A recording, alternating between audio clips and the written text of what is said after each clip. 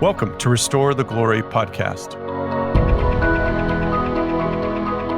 My name is Jake Kim.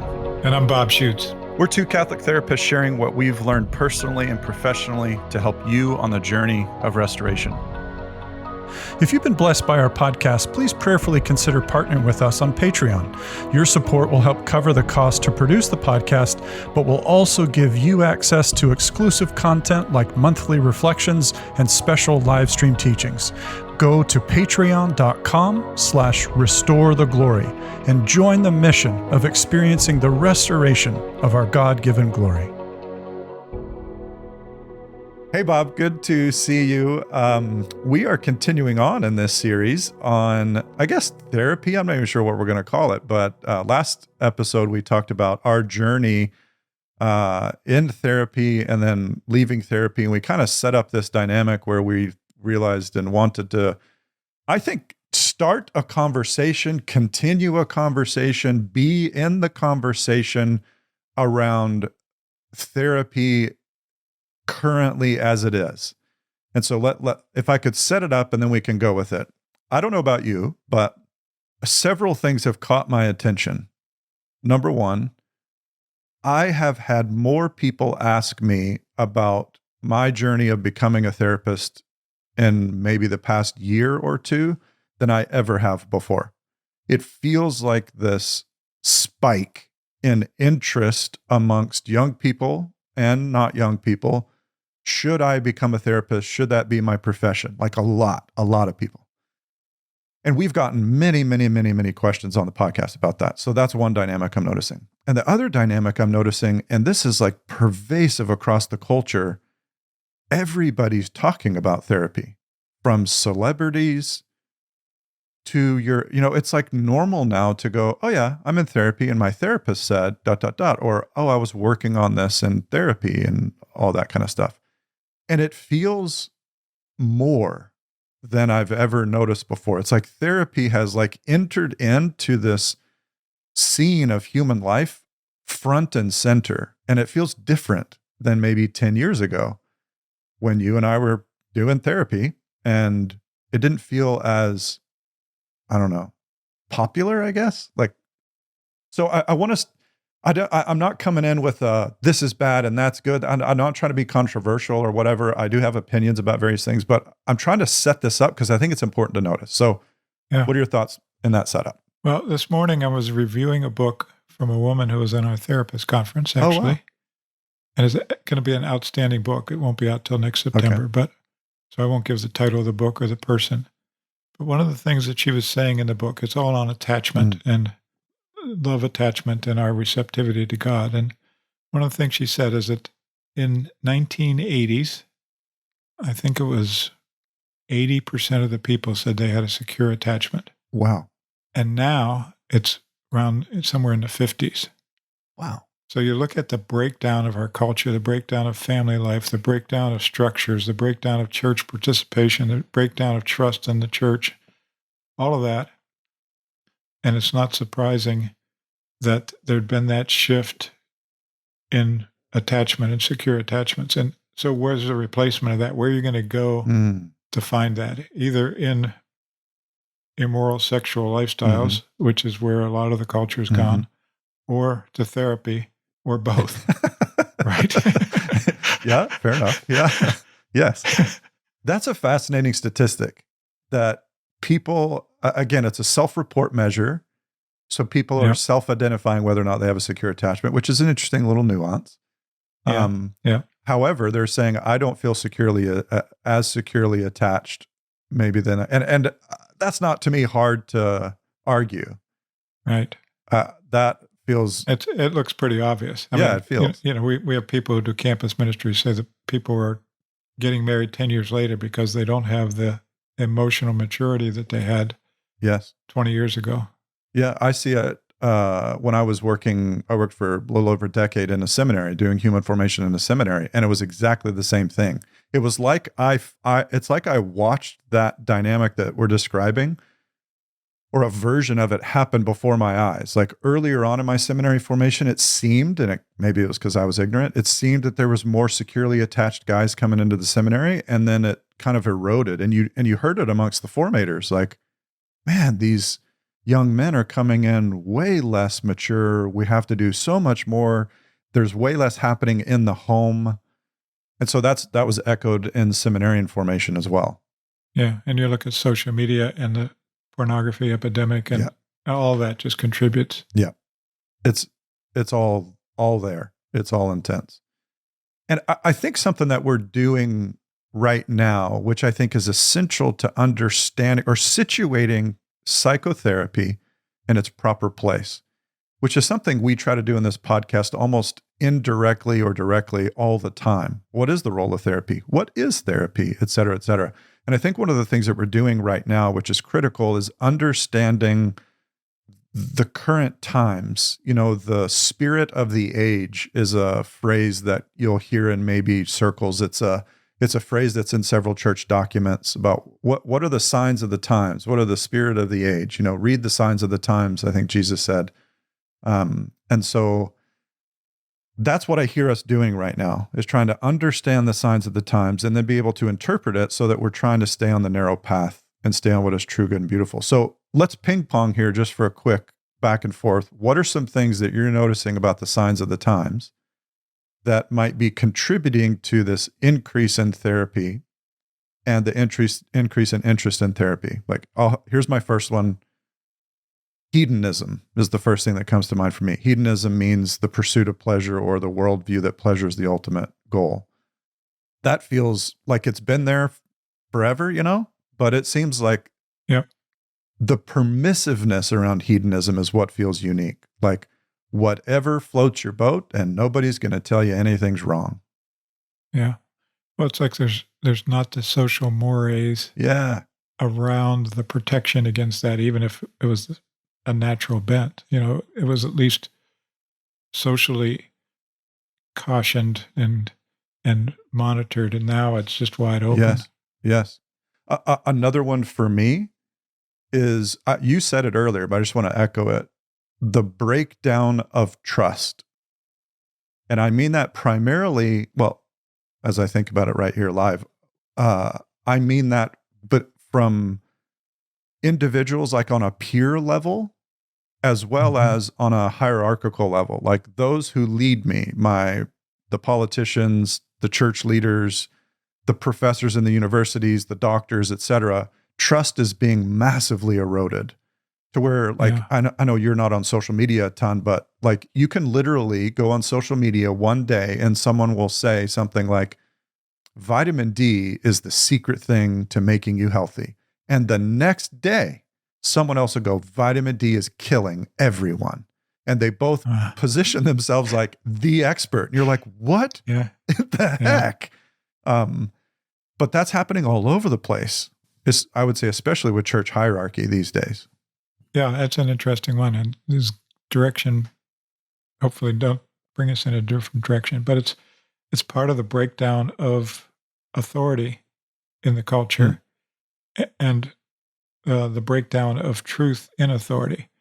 And so it's like you can only trust what's true. Amen. And so as the church's authority is breaking down, yes, and the church being the conveyor of the truth, yes, and the families are no longer living under that umbrella of authority and continuing that authority, and the government certainly totally jettisoning that authority of truth, then what do you trust? What is trustworthy? What's true? Yes. And even the culture in the universities throwing out the concept of truth. Yes. Just being around people who are going to secular university and what they're being bombarded with in terms of untruth. Yes. No wonder people don't trust. I totally agree. A man I mentored when I was still in active therapy, when he went back to school, he said it was extremely difficult to go and be trained in a secular university in psychology classes because they were blatantly attacking the church, like unashamedly going, Yeah. Like he said, the day one of one of his core classes in psychology ripped the church to shreds and all of its ridiculousness. And I was like, what is that? What? And he Yeah. said the professor just annihilated the church every day. Somebody that I was just talking to is in religion classes and studying early Christianity, and every class was a mocking of all of the church fathers. Every single class took a different church father and mocked them, talked about how they were out for power and control and manipulation. And, It's wild. It's wild. Yeah. So the reason I think what I appreciate about what we're doing right now is this is what we are observing, and this is what people are telling us that's going on in the institutions in society that form people and shape people, because we're all being discipled. Like you can't help it. It's just a matter of who's discipling it. Television, movies, universities, churches, families, friendships, social media, all that's discipling. Yep. And the problem is that a lot of the therapists are being trained in those systems. Say more. Well, if you go through secular university, you don't have a faith foundation. Yes. And what you're receiving is what your friend was receiving. Yep. Then what happens as a therapist, you're being trained in the spirit of the age. And then somebody comes to you for help as a therapist in that spirit. And what are you going to get? You're going to get led into untruth. You're going to get led into more insecurity, less into trust, more into self-indulgence, hedonism, right? And that's where I think why we're doing what we're doing literally right now, situating the current times and positioning the formation institutions in those times is absolutely essential, because what we mean by the spirit of the age or the signs of the times is kind of the zeitgeist. That's a philosophical term. Like, what's kind of the overarching principles that are shaping and guiding our current age and culture? And those things are shaping the institutions that form therapists. And so there's a reason, listeners, in case you're wondering, and if you've gone right back to day one of Restore the Glory podcast, notice where Bob and I started. That was extremely intentional. In other words, we can't get into healing without an extremely solid foundation, philosophical, anthropological, and theological. That's why we started with the theology of the body, because it is an adequate anthropology to situate psychotherapy. And that to me is the kicker here in all of this, because when do you go into therapy in a training, a formation for a therapist? And there's some schools that do this and they're good. There's those out there that are doing it and they're good. And get trained in philosophy, good, solid philosophy or solid anthropology. I don't know if there's a single class on theology of the body in any graduate counseling formation program. Maybe there is, and I don't know about it. I can guarantee you it's not common. I would imagine Divine Mercy would have one. I don't know if they have a theology of the body. They have a philosophy class, I'm pretty sure. Oh, yeah. I would think that I don't know. Somebody who's out there, let us know. Let us know what you're... I wonder if Franciscan may be encouraging courses in that or some Ave Maria. But you're doing something that I think is really important. Let's just take those two institutions, which we both respect. We both know graduates from both of those. Yes. And they left those universities with their faith intact and situated within a philosophical tradition of what psychotherapy is and what it isn't. It's clear, pretty solid. And I'm going to be a bit controversial here. Even within those institutions, people can walk through them and walk away and have lost their faith and have become a therapist, even in a good institution, because it's hard not to absorb the stuff that's in the culture. It's just, you have to be very diligent against it. So, and I think back, this isn't totally new. I think back when I was in graduate school, and that was in the 70s and finished in the early 80s. And it was coming on the heels of the sexual revolution. You mean everything wasn't perfect then? I thought it was perfect.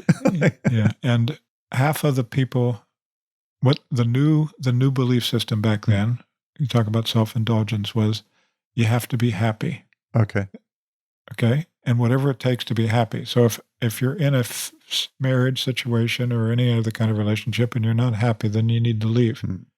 And literally 50% of the people in my program got divorced while they were in the program. Wow. 50% of the therapists in training because of... And they were in a marriage and family program. They were in a marriage and family program. And some of the teachers were single and teaching about sex, Yeah. and sexual freedom. And some of the teachers were having affairs. And, it was just like Wow. craziness Yes. in the 70s. Thank God I had Catholic friends that we were processing together. But that way of drawing on what's going on with you emotionally and your happiness, that subjective reality of what you're going through without an objective context to put it in is dangerous. Bob, that you just to me hit a nail on the head.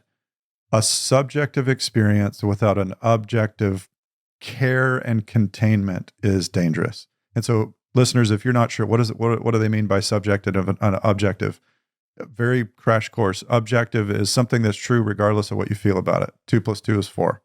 But just as a footnote, I actually saw something where some philosopher tried to prove how 1 + 1 is not 2. And I was like, you've got to be kidding me. Anyway, that's the current age we're in. So objective truth is things that are objectively they are true regardless of how we feel. But what's interesting is a lot of people would argue objective truth, one, doesn't exist, or there's no objective truth in the realm of the human person. It's all relative, whatever floats your boat. Subjective is the domain of my inner experience, my heart, my world, what's happening for me. And so if you have subjective experiences with no external container, external loving reality to go, that actually isn't good for you. That is good for you. Yeah. This path is a good one. That one, not so good. And that's the brilliance of John Paul II. His training in philosophy was the linking of the subjective with the objective. His training in theology and philosophy is he brought those together because we could err on the other side too, which is where we got into church in a particular time, which is the objective truth without acknowledgement of the subjective realities and how do those intersect. And so there's a disconnect there. And I would argue John Paul II, and I'm not super smart, I don't know everything, but John Paul II, to me, in church history, is one of the greatest anthropological minds. Maybe one day he'll be a doctor of the church. That's my prayer and hope. But I would ask, what might he be a doctor of? It would be a doctor of the human person, in my mind. Yeah. And he's a master of what it means to be human. Yep. Which situates therapy. And that's the point of what we're talking about. We're talking about these things that often you don't ever talk about with therapy. You're like, Jake, calm down. I just want to go help people. Yeah. Well, in what way? Like you said, your formation and training was helping means making them happy again. Yeah. Which begins to beg the question, in modern therapy and in the formation that every therapist has individually, externally, what does healing mean? Can healing be painful? Could it be you never have pleasure, but you're actually being deeply healed? What's the role of suffering? All of these dynamics are interesting. Yeah. In my most crucial time in my healing process, when I was in therapy, the therapist said, you probably need to separate. And because of my faith, I said, no, that's not what I need to do.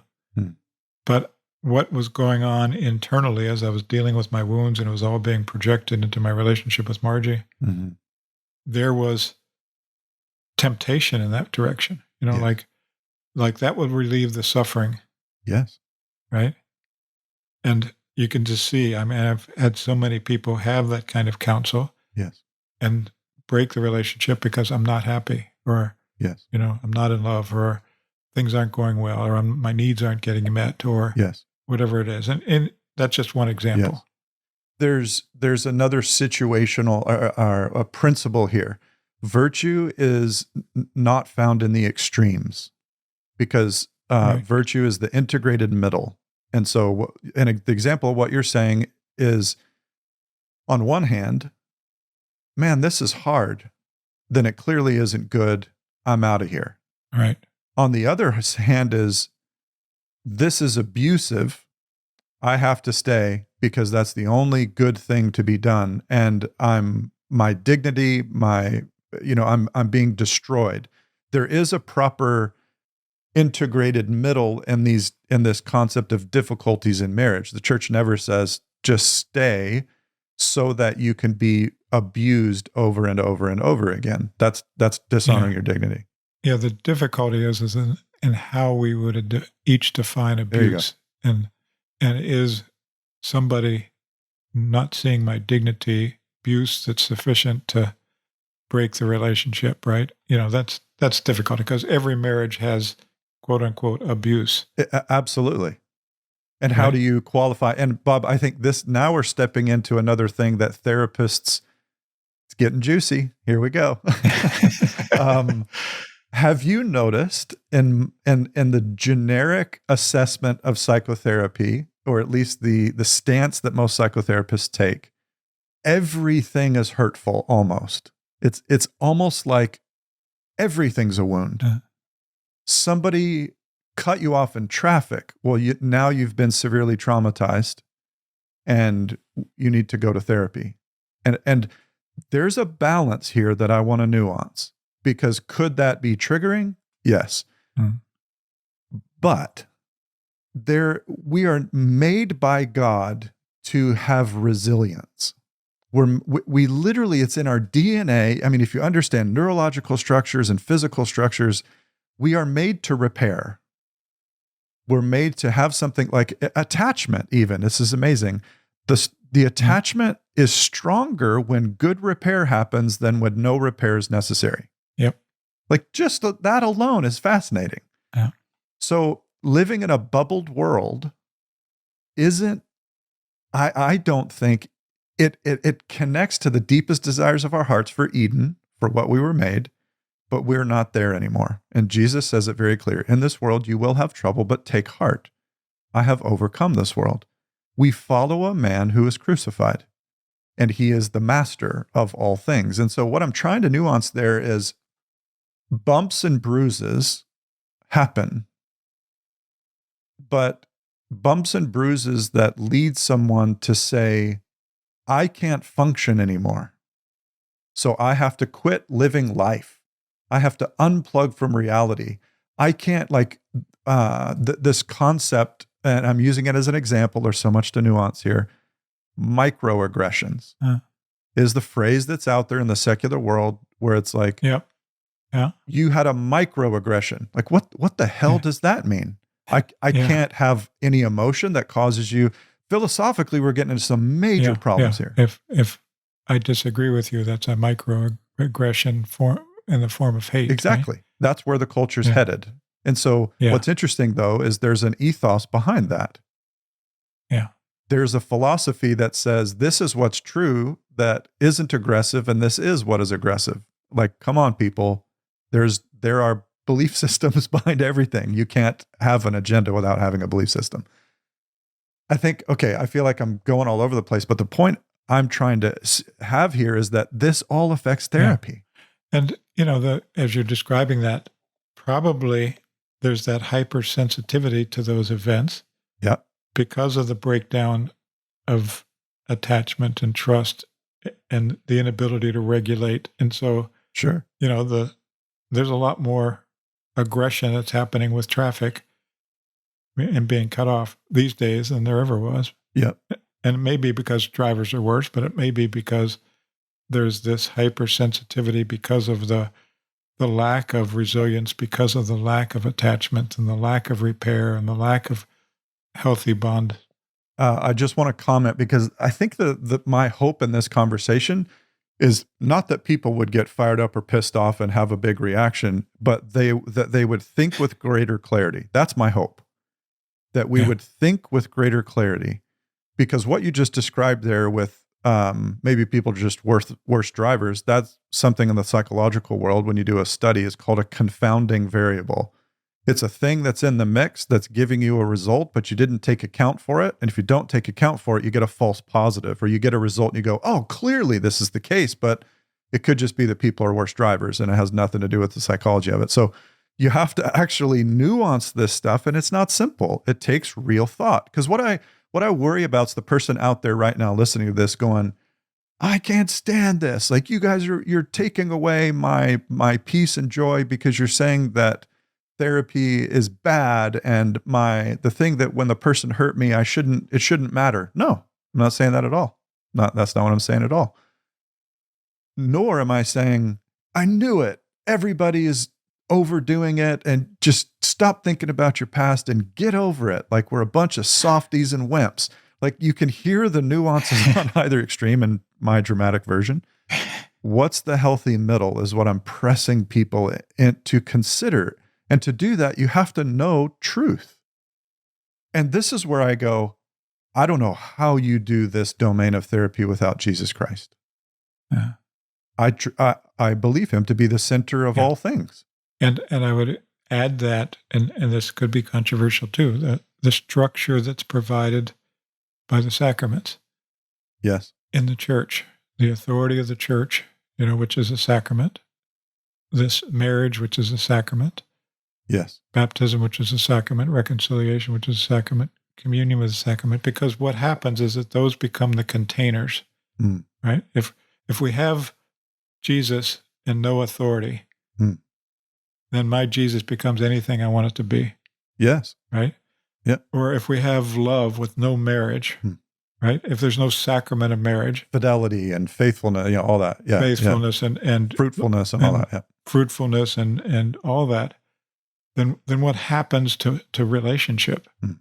We know what happens to relationship. We just discard people and throw them away whenever things get difficult, and we never face anything and never deal with it. Yes. If we have no baptism to mark us with the Holy Spirit in Christ, then there's no foundation. There's no strengthening of security that goes beyond our human security. There's no reconciliation. There's no way to repair in the places of my own heart. Or I shouldn't say no places, but those structures that are institutionalized, that are in Christ, are a great therapy for every person. Amen. And when we try to get therapy separated from all that, yes, we lose that structure. We lose that foundation.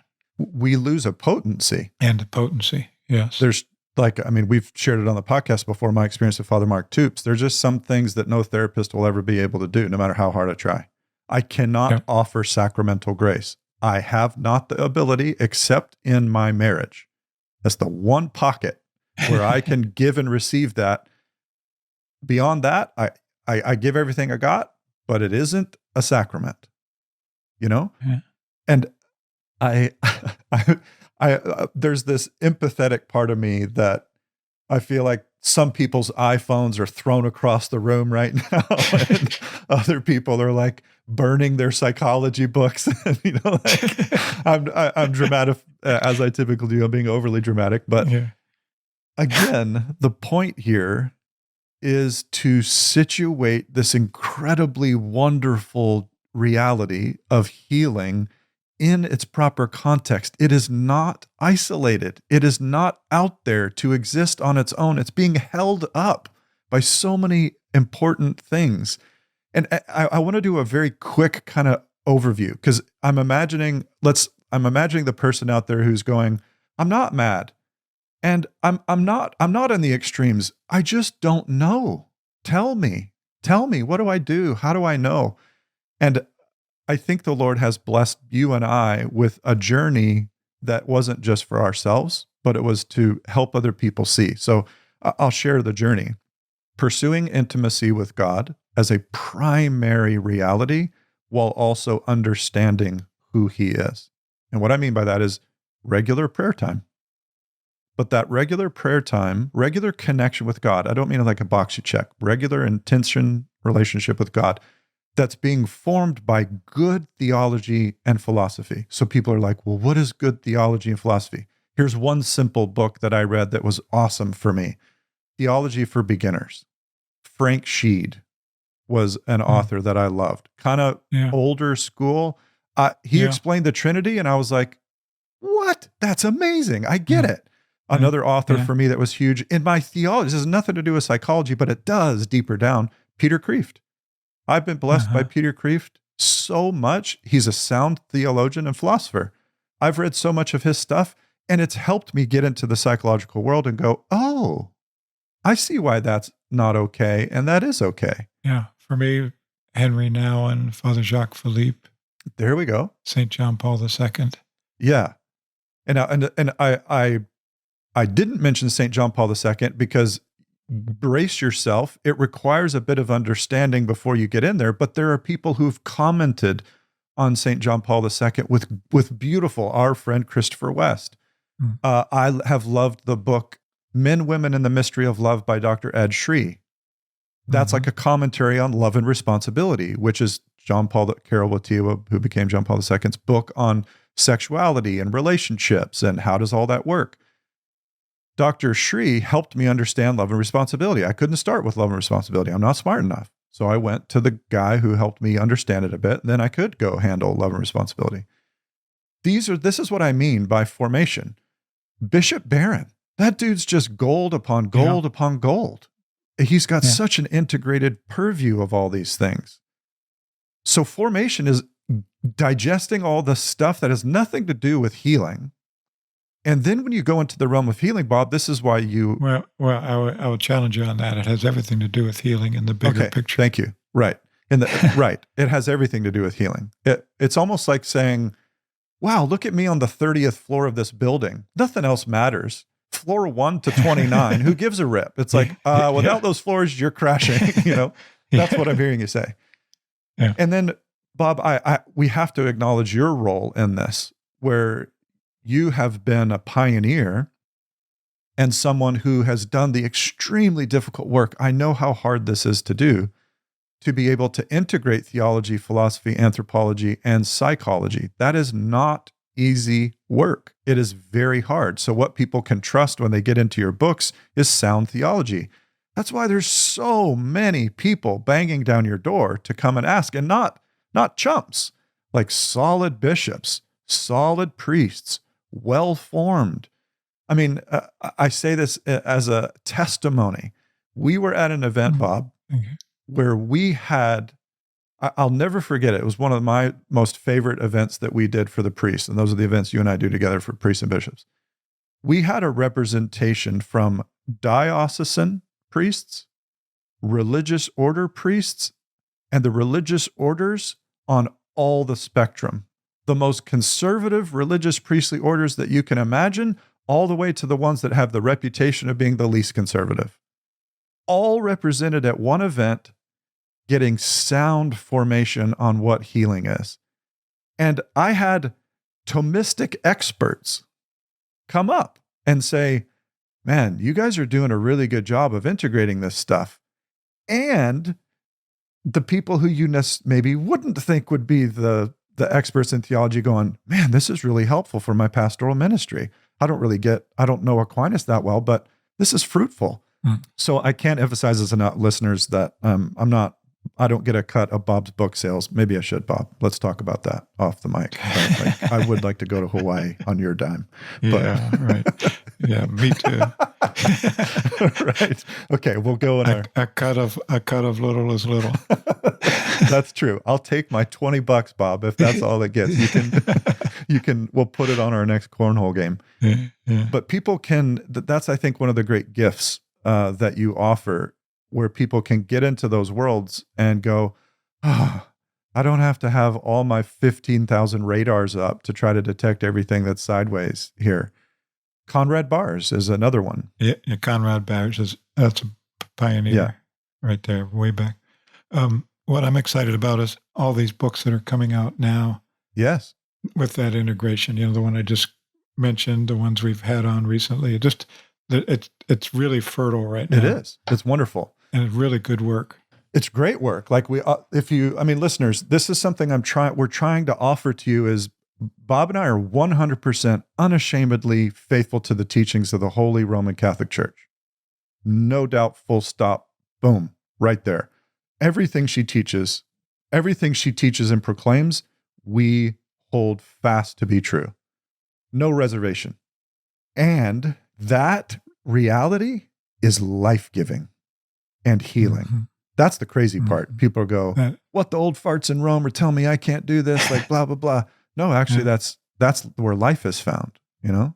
That's the beauty of John Paul II is bringing it to the heart level. Yes. And being able to say, here is what brings you happiness. Yes. Okay, maybe I'm going to throw some spice back on our conversation. Let's dialogue this out. Again, we're having a conversation, trying to stir up conversation for people to engage in good formation and to situate healing properly. You and I get asked a lot, should I become a therapist? I'm interested in becoming a therapist. I want to become a therapist. To me, it's way more than it was 5 years ago, way more than it was 10 years ago, which has caused me to ask the question, why is this happening? And why is there so much interest in people becoming therapists? And so I did a little bit of research and I have a theory, which might be total BS. All right. But see what you think about this theory. I'm ready for this. Here we go. Here we go. Everybody brakes on the wheel, like hold your steering wheels tight. There is a strong correlation, which is not a very solid research proof. However, it can lead to further things. And some research, there is research that's been done on this, between societal events and interests shaping career aspirations. Things that happen in the culture or things that are hot topics or what everybody's talking about, shaping career aspirations. Here are two examples. And these have been studied based on my research. Number one, the increase in firefighters after 9/11. There was a dramatic increase across the United States amongst fire halls having new recruits coming in wanting to be firefighters because of the heroism that we saw amongst the firefighters at 9/11. A dramatic spike right after that. That's neat. Here's the second one, which I thought's way more funny and goofy and cool. Right after the movie Top Gun, the naval bases had a dramatic spike in people wanting to be pilots. Wow. And there's statistical data to show we're cruising along, Top Gun comes out, boom, huge interest in people wanting to go be pilots. Wow. Here's my issue in question. Is it being motivated by what's popular, or is it being motivated by an actual call? Is the guy actually called to be the firefighter? Is the gal called to be the firefighter? Or is it because it's cool right now? So what would be the spike for therapy? The cultural interest in therapy. I have a theory. Therapists are becoming, if not have already become, the modern day pastor. What priests and pastors used to be are now therapists. When we watched Fulton Sheen on TV, and he had a primetime slot on a main TV channel that is now filled with talk shows where therapists are the experts. One part of it, I think, is the culture loves therapy. So everybody's talking about it. And I think there's a second part to that. We desperately need therapy. And so I think people are seeing the brokenness. And so the interest is rising. I think it's a twofold dynamic, and this is totally my theory. Lots of people talking about it and people going, man, there's a lot of brokenness out there. But here's the dilemma. Are we talking about the brokenness more? And that's what's causing people to be actually focused on it? Is the brokenness exactly the same as it was 20 years ago? I would contend no. But we have to be careful when we're pulled by things simply because of what's going on and what is cool and popular in the culture. Because you and I both know therapy will ask everything of you. Yes.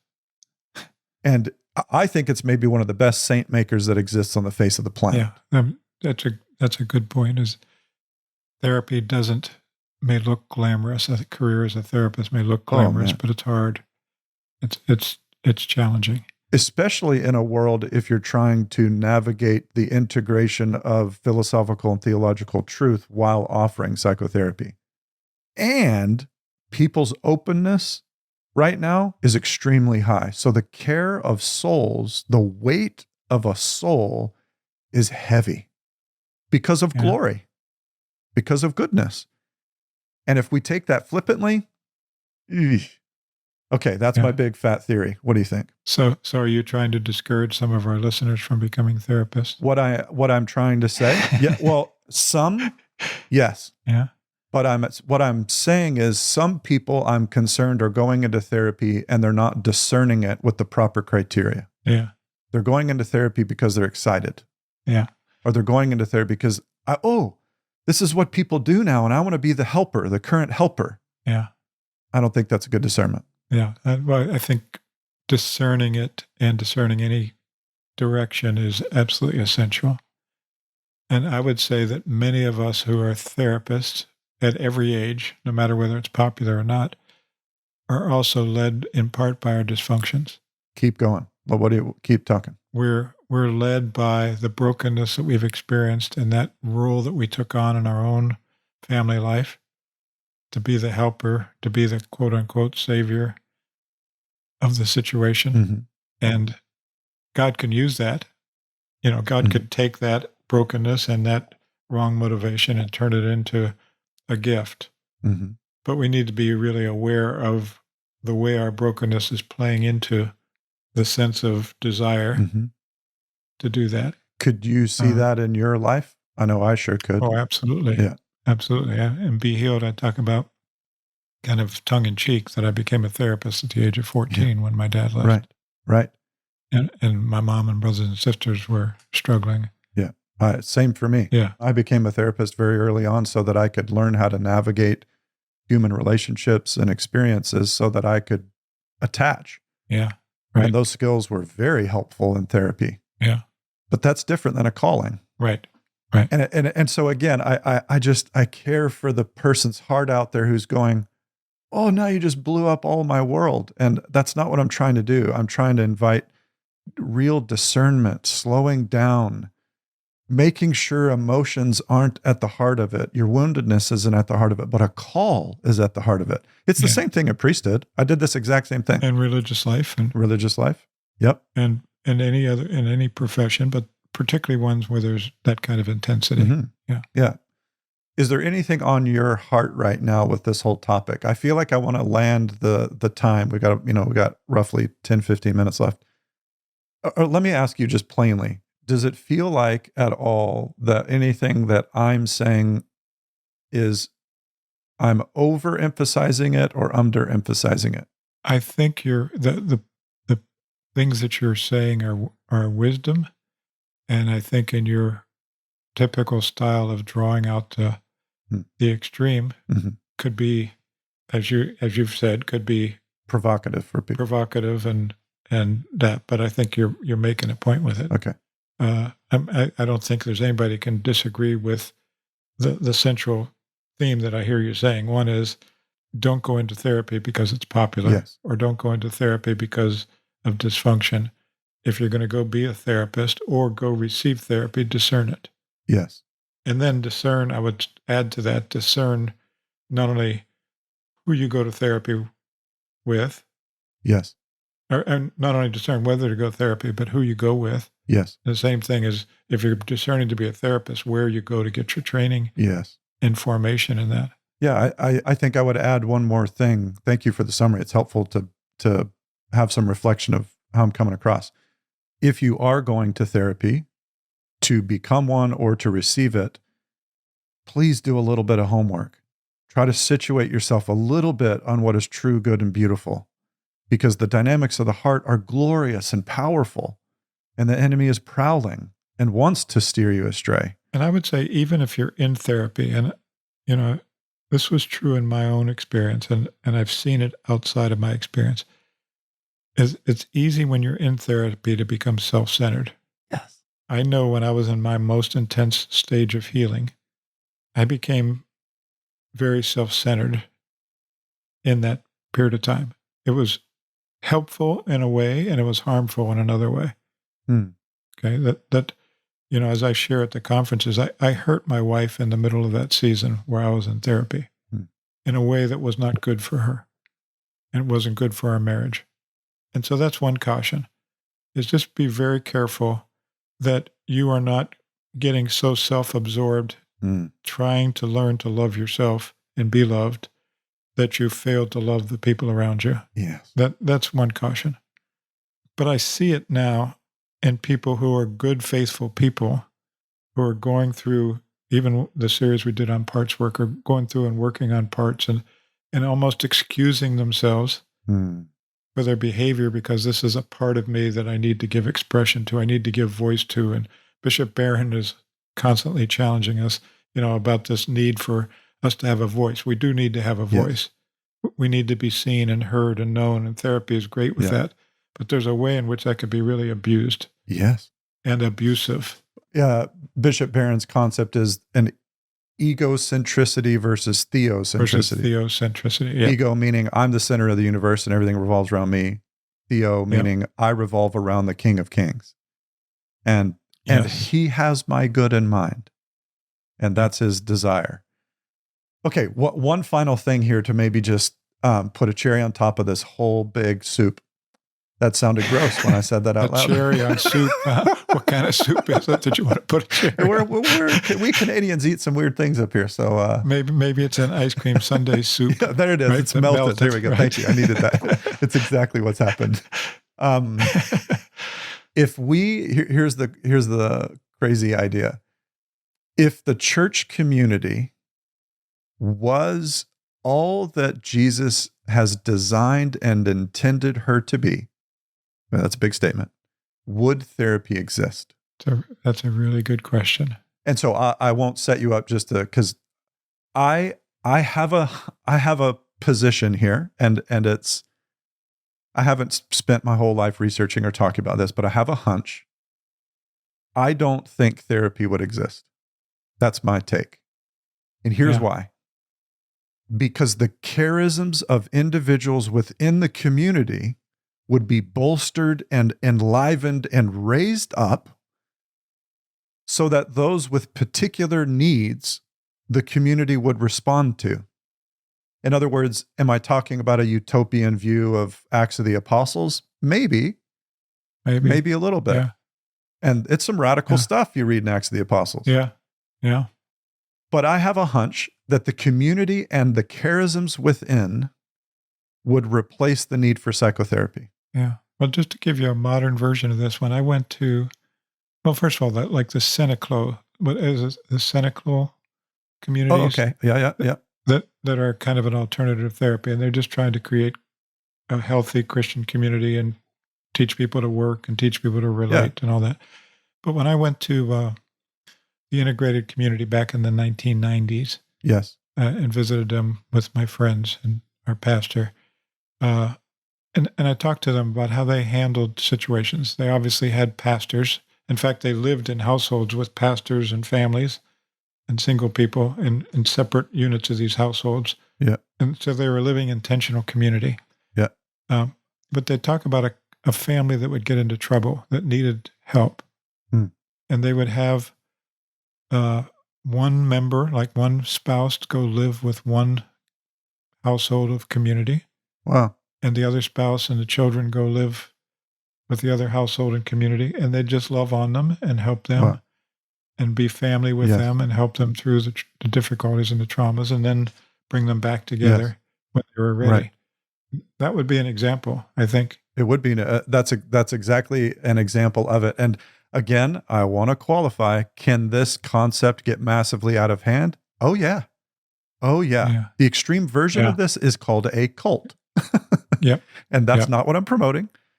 No. But all things get twisted. Like Christopher West has this awesome phrase, Satan is not a creator, he's a plagiarizer. Yeah. He can only take something that exists and twist it out of its proper form. So that's what I'm getting at with this concept. And so I think that in healthy community, you would have these dynamics. Somebody would have to would correct me on this, but if I'm not mistaken, when I was reading Conrad Bahr's, especially in Healing the Unaffirmed. And I can't remember the exact book. I'd have to look it up.